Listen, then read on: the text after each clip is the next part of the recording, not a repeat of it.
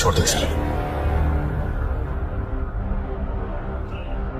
अभिनव चुपचाप बलराज के पीछे चला जा रहा था। प्रणव और बाकी लोगों को समझ नहीं आ रहा था कि बलराज अभिनव को अपने साथ क्यों ले जा रहा था। जब प्रणव भी उनके पीछे जाने लगा तो बलराज ने पलट कर कहा, मैंने तुमसे कहा मेरे साथ आने के लिए। नहीं सर। बलराज ने उसे घूरा तो प्रणव के पैर थमे के थमे रह गए। अभिनव को बलराज का ये बर्ताव देख घबराहट हो रही थी।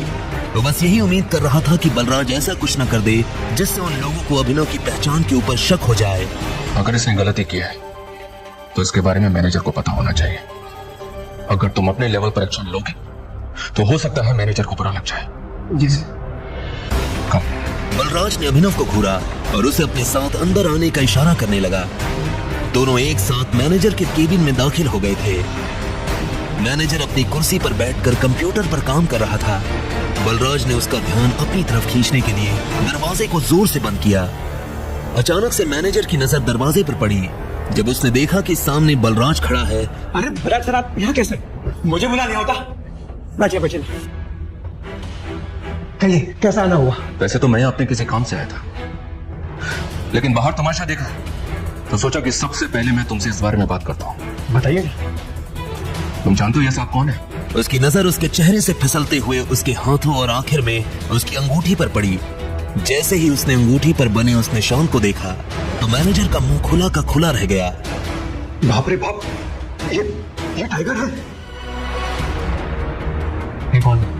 ये उस टीम का आखिरी हिस्सा है जिस टीम का तुम कैप्टन हो। Tiger, I am very sorry, मुझे माफ कर दीजिए। टाइगर, आप कितनी देर से यहाँ हैं? मैं आपके लिए क्या कर सकता हूँ? बस इसकी जरूरत नहीं है। एक चीज का ध्यान रखना, इनके अलावा तुम्हारे अलावा किसी को नहीं पता चलना चाहिए कि मैं टाइगर हूँ। जी।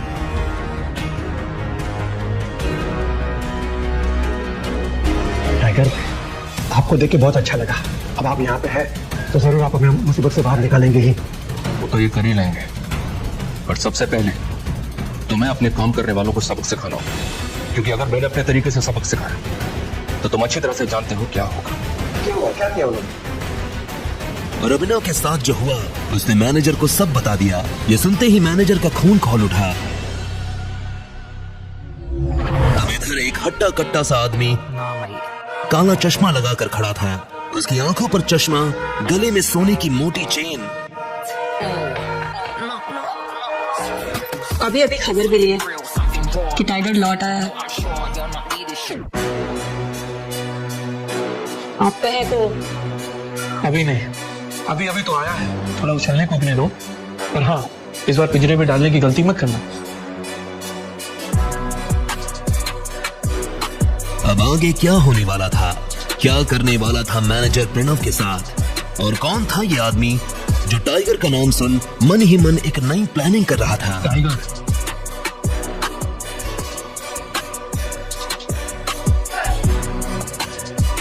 मैनेजर को जब पता चला कि प्रणव ने अभिनव के साथ क्या किया था तो उसका दिमाग गर्म हो गया।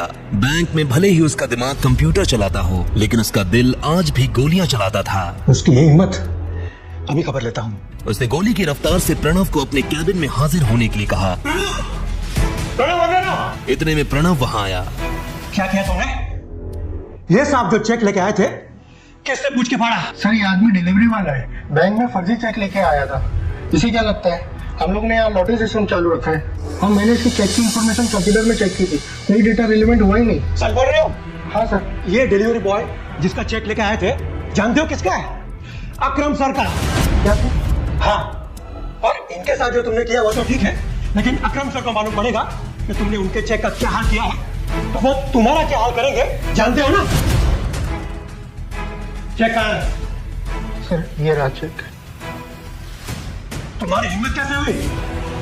अब एक काम करो, टेप से इस चेक के टुकड़े को, एक एक टुकड़े को अच्छे से जोड़ो। क्या सर? हाँ, और ये असाइनमेंट के बाद मैं तुम्हें नौकरी से निकाल रहा हूँ। You will be fired! Sir, लेकिन मैंने क्या किया है? नौकरी से निकाल दूंगा ये तो सुन लिया, लेकिन उससे पहले जो मैंने कहा वो सुनाई नहीं दिया। अगर उसे पता होता कि उसे इन्हें फिर से जोड़ना पड़ेगा तो वो इतना फाड़ता ही नहीं। प्रणव ने मैनेजर की तरफ देखा। ये चेक अकरम सर का है, इसे अच्छे से जोड़ना, और जरा भी गड़बड़ की तो तुम्हारे पिछवाड़े पे लात मार के ऐसा बाहर भगाऊंगा कि दुनिया की कोई भी बैंक में जाकर काम नहीं कर पाओगे। उसने घबराते हुए अभिनव को देखा। प्रणव को अक्रम से चेक और मैनेजर की भाषा दोनों ने हैरान कर दिया था और फिर चेक के टुकड़े जमाना शुरू कर दिया। अभिनव को अंदर ही अंदर महसूस हो रहा था कि वो अपनी शिकायत लेकर मैनेजर के पास आया था, लेकिन प्रणव ने न जाने ऐसे कितने ही अभिनव के साथ ऐसा गंदा व्यवहार किया होगा। उधर प्रणव को समझ नहीं आ रहा था कि बलराज और उसका मैनेजर एक फटीचर से डिलीवरी बॉय की मदद क्यों कर रहे थे। आखिरकार प्रणव ने चेक को बड़ी मेहनत से जोड़ा। I am really very sorry. वैसे टाइगर, आप इतने साल कहाँ थे? पहले तुम मुझे ये बताओ कि तुम मेरे पापा से कैसे जुड़े हुए हो? मैं उनकी टीम का हिस्सा हूँ। सुनो, टाइगर वापस तो आ गया, लेकिन मोंटी के आने तक किसी को भनक भी नहीं लगनी चाहिए, वरना गेम हो जाएगा। बलराज सर सही कह रहे हैं। हम शेरों के बीच एक भेड़िया घुस आया है जो आपकी हमारी सारी खबर हमारे दुश्मनों को देने वाला है, इसलिए संभल कर रहना होगा टाइगर। भेड़िया मतलब? जासूस। हाँ, इसके बारे में मोंटी तुम्हें डिटेल में बताएगा।